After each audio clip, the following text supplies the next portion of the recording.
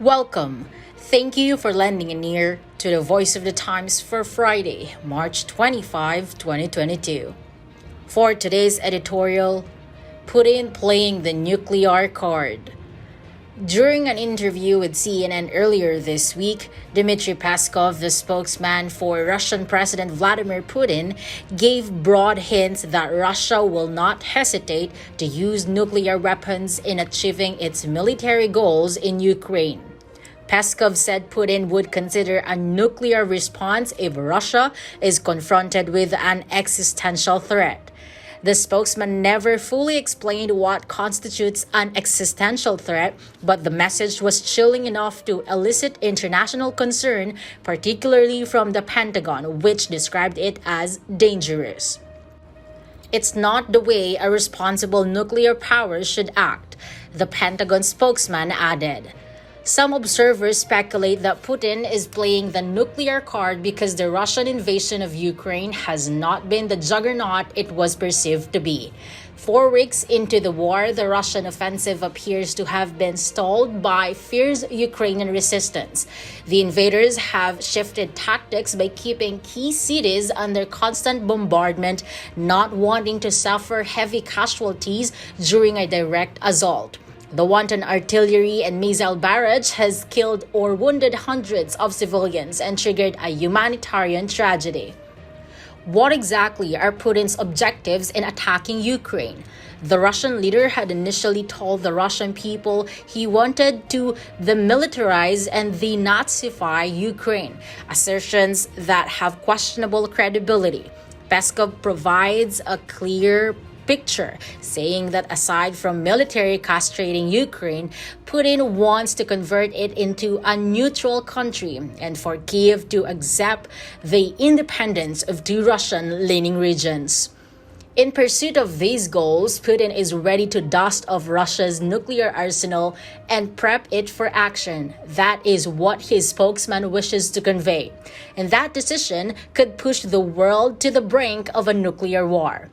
In 1970, 191 countries signed the Nuclear Non-Proliferation Treaty, a landmark pact meant to prevent the spread of nuclear weapons, promote cooperation in harnessing nuclear energy to peaceful uses, and bringing the world closer to nuclear disarmament.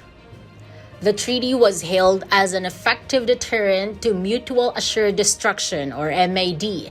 The Cold War dread of the US and the Soviet Union launching enough nuclear missiles at each other, resulting in apocalyptic devastation. The treaty, however, only forbade the further production of nuclear arms and allowed countries with existing nuclear arsenals to keep a limited number of weapons for defensive purposes. As an added safeguard, the International Atomic Energy Agency, or IAEA, was established to conduct inspections to ensure that a country does not divert the fissile material it produces for weapons use. But here is the staggering reality. Despite the Non-Proliferation Treaty, the global inventory of nuclear weapons remains high. According to one credible estimate, 9 countries have stockpiled 12,700 nuclear warheads as of early this year. 90% of the warheads are owned by Russia and the US. As decreed by the treaty, nuclear countries must gradually reduce their stockpiles. They are complying, but at a leisurely pace. More alarming, China, India, North Korea, Pakistan, and the United Kingdom, and maybe Russia, are believed to be building up their stockpiles, not reducing them.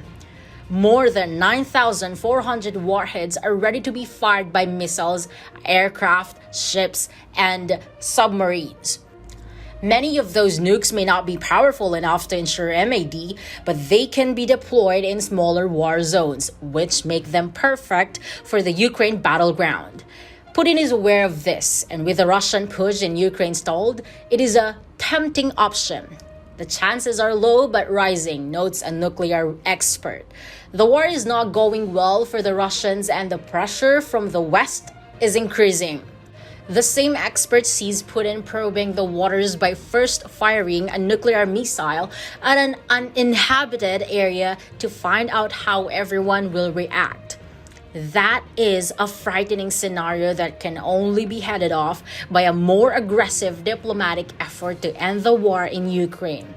Unless there is a dramatic breakthrough in peace negotiations, the cloud of nuclear conflict will cast yet another ominous shadow on the war-scarred Ukrainian landscape.